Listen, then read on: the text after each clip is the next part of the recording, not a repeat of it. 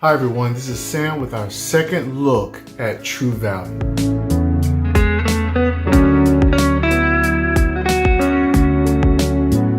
It's about a 16-year-old young guy named Sufjan.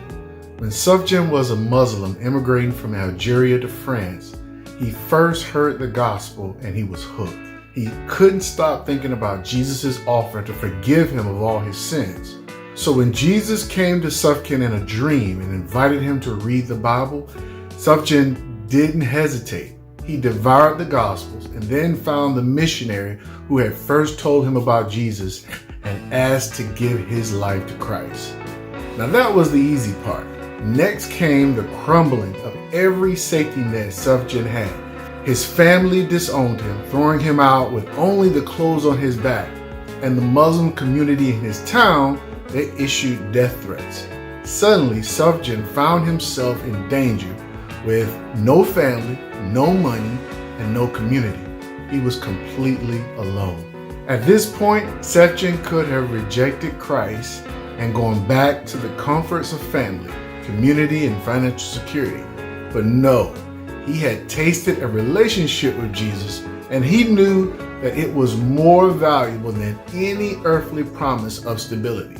He trusted in the wisdom of heaven, a newly discovered treasure, more than the wisdom of this earth. He then did the agonizing work of letting go of all that he had been told was true and right, because it collided with the new truths he was learning in Jesus. Sufjan didn't make it through that difficult season by his own strength, but by relying entirely on Jesus, even though it meant losing everything he thought was valuable.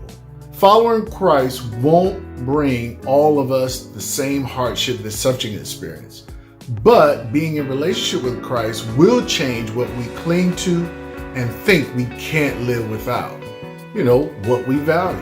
So here are some things for you to think about. Describe your support system, the people or the things you go to when you need help. How does your support system help you seek God's wisdom in hard times? Does your support system ever compete with your pursuit of God and His wisdom? What does the way you spend your time and energy say about the things you value?